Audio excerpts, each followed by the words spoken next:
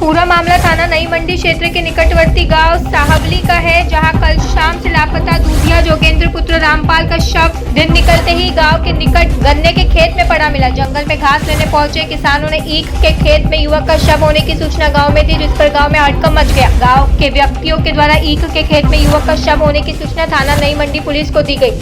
ये गांव साहवली है, थाना नई मंडी पड़ता है और हम लोगों को सुबह ही सूचना हुई, फ़ोन के माध्यम से पता लगा कि एक जो है यहाँ पे मृत्यु हो गई है।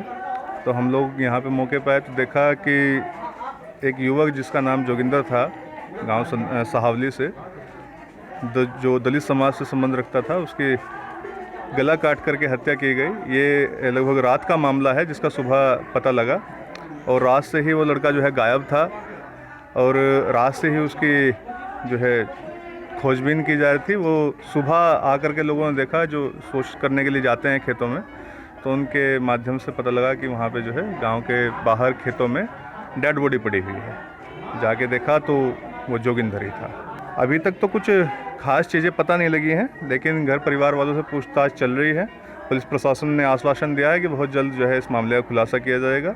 जो भी आरोपी होंगे, जो भी दोषी होंगे, उसे कड़ी से कड़ी सज़ा दिलवाने का काम हम लोग करेंगे। उसके लिए हम लोग कटिबद्ध हैं। हाँ, पोस्टमार्टम के लिए डेड बॉडी चली गई है और पोस्टमार्टम रिपोर्ट आने का इंतज़ार है। ठीक है, उसके बाद इसमें जो कानूनी प्रक्रिया होंगी वो कराई जाएंगी। जिस पर थाना नई मंडी पुलिस ने घटनास्थल पर पहुंचकर युवक का शव कब्जे में लेकर युवक की पहचान कराई, जिस पर युवक की शिनाख्त जोगेंद्र पुत्र रामपाल के रूप में हुई, जो कल शाम से लापता था। मृतक के परिजनों की तहरीर के आधार पर कार्यवाही की जाएगी। वहीं मृतक के परिजनों को गांव के ही एक युवक पर शक था, जिसे हिरासत में लिया गया। हिरासत में लिए गए युवक से पूछताछ की जा रही है। जल्द ही युवक की हत्या का खुलासा कर दिया जाएगा।